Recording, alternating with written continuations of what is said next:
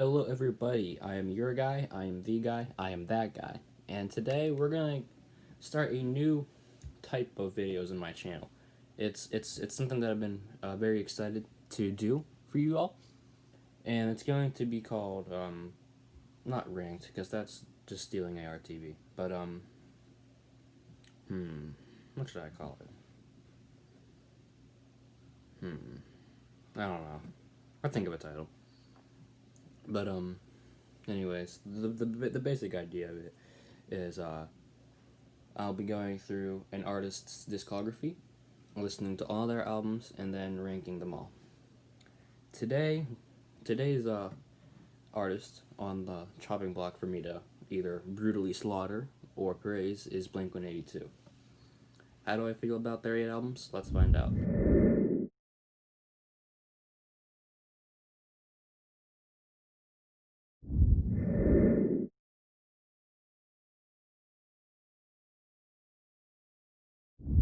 At number 8, their weakest album by far is California. This is the only album by them that I can say I dislike.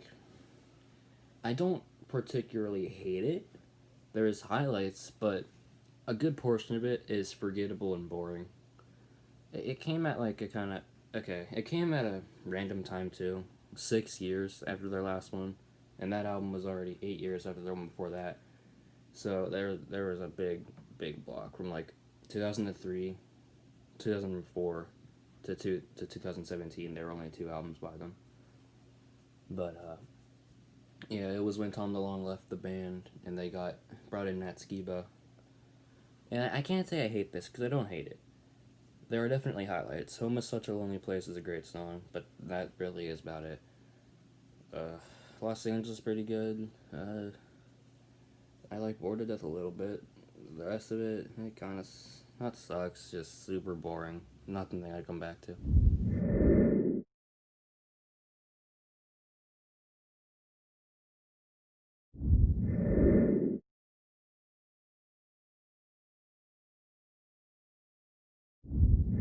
At number 7, we have the all-time greatest pick and choose album ever, Dude Ranch.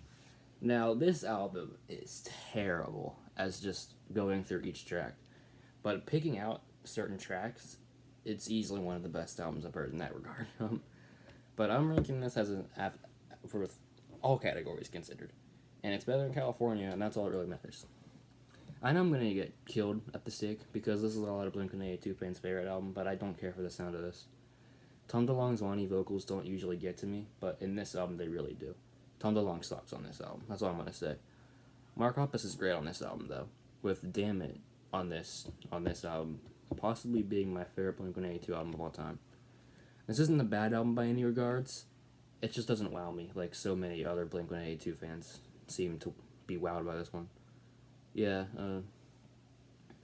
don't know what to say about this one. I don't know what the hype is. Well, I can understand why you would like it, but it's just not for me. There's some tracks on here that I think are great. Like I said, it's an incredible pick and choose album, but that's all I got for you on that one.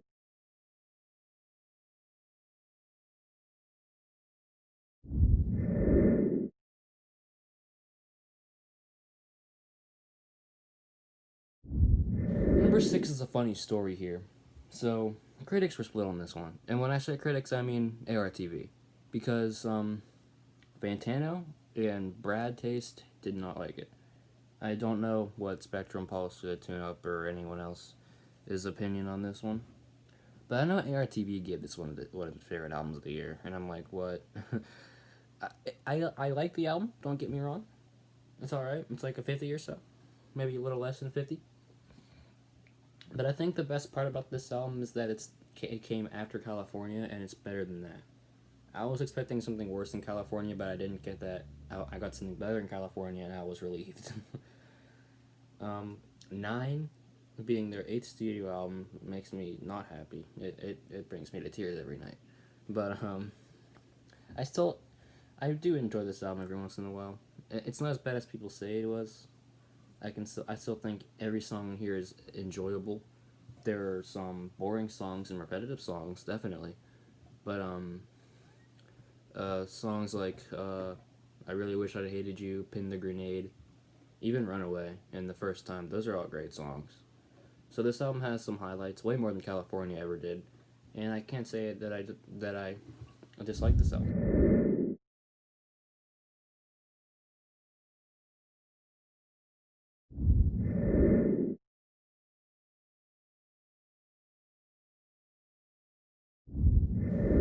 At number 5 on our list here, we have the untitled record, Blink-182, for any of you out there who might want to call it that.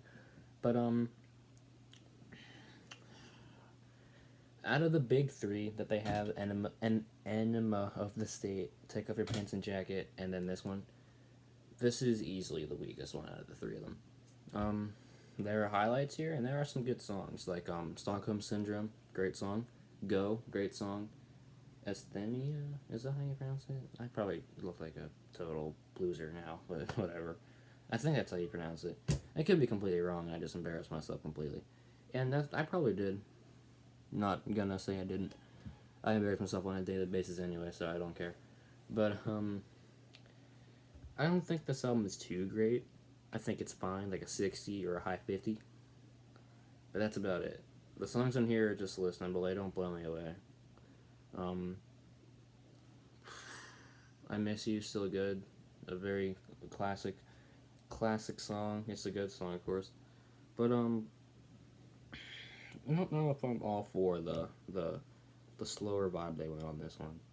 And I know an album that I have ranked higher than this, Neighborhoods, is basically part 2 of this album, but I find Neighborhoods to be a lot more enjoyable because they experimented more. And I'm not saying this wasn't an experimental album. This definitely was an experimental album. It just wasn't all. It was good. Don't get me wrong. It just didn't wow me. Like, I know that's what I said for Dude Ranch too, and I don't like reusing the same words, but it holds true in this regard. This album was just fine.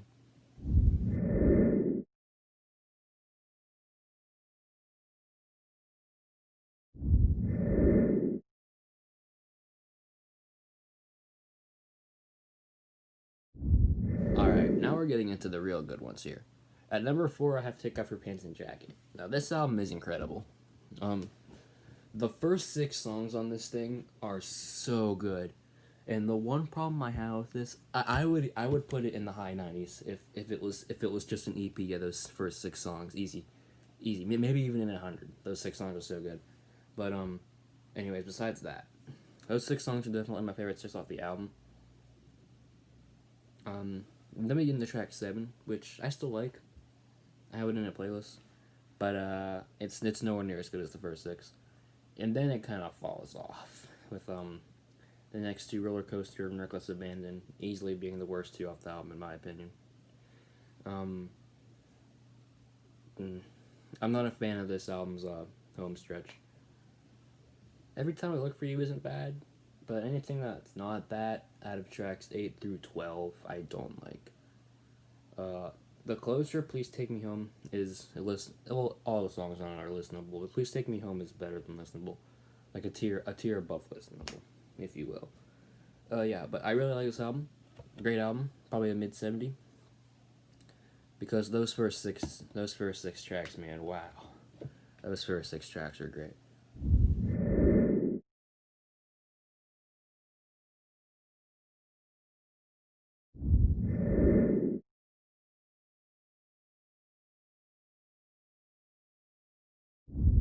What a way to make a comeback. Um, Blink-182's Neighborhoods is an incredible comeback album. They went on a large hiatus from 2003 to 2009, came back on 2009, and then 2 years later made this, with some album delays, give or take, but that's a staple of Blink-182 albums. This album is a comeback album, and everything I could have asked for. It sounds like the Untitled album, but just updated, and it sounds great. Way better than you'd ever expect to. I really enjoy how this album sounds. What else? Oh yeah, Tom DeLonge's vocals on this one. Those are some good vocals. He still has that whiny attitude to it, but to a point where it's not, as someone would call it, annoying in his past 5 albums.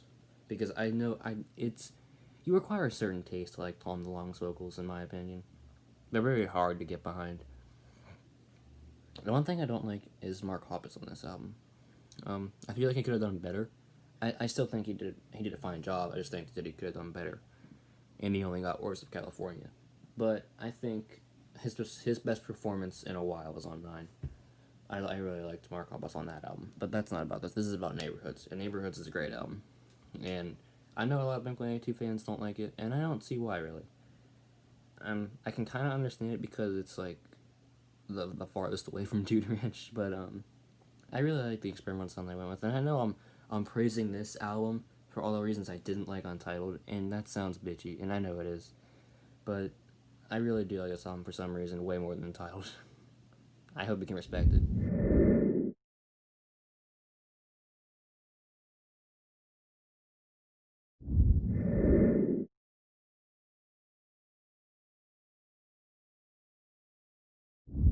Unpopular opinion: this album is slept on way too much. The overall fun vibe of it, the humor elements that are sometimes funny and sometimes are not, give or take, but there are some great songs on this album, dude. Carousel, that's a great track. Touchdown Boy, Peggy Sue, Benwell Balls. What else? There's more. Let's see here. Toast and Bananas, that's a great song. Romeo and Rebecca. I'm just taking any song. Nothing on the. Okay, I shouldn't say that because I don't care for strings too much. But anything that's not that song is very great. Off of a debut album from '94 in the punk rock scene, and punk wasn't really popular then. I mean, that's when Dookie came out, but this album came out before Dookie did, I think, because this one came out in like February or January. I don't think Dookie was out then.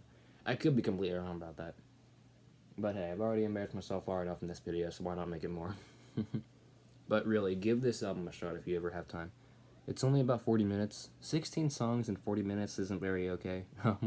That's a whole lot of 2-minute songs, but trust me, you won't be disappointed. This album is way better than people give it credit for.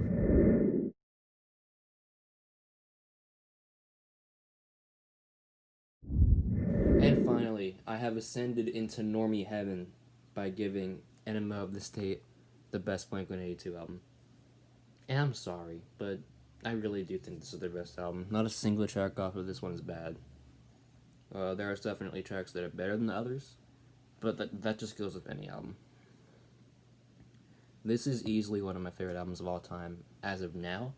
I don't know how much that opinion will stand, say, 4 years down the line, but I'm loving this album for what it is at this given point in my life. And if I don't like it in 4 years, then that's then. But right now, I am proud to say that this is my favorite Blink-182 album and one of my favorite albums of all time. So many good things about this album. The only thing I don't like about it is that it might be a tad overrated, and me personally giving this album a 98 says a whole lot about this one. This is like one of the founders of punk. Not really founder, but like it's what got punk going, and was as popular as it was in the early 2000s. Like Dookie and this are easily what helped punk go as far as it did. And while I don't like Dookie very much, I love this album so much, and I have so much respect for it and Dookie. Even though I may not be a fan of Dookie, I still love an Enema of the State very much, and definitely call it my favorite Blink-182 album. So that about wraps up the video. If you enjoyed it, make sure to leave a like, subscribe, comment what you want to see next. It really helps out the channel. Thank you all for watching, and have a great day.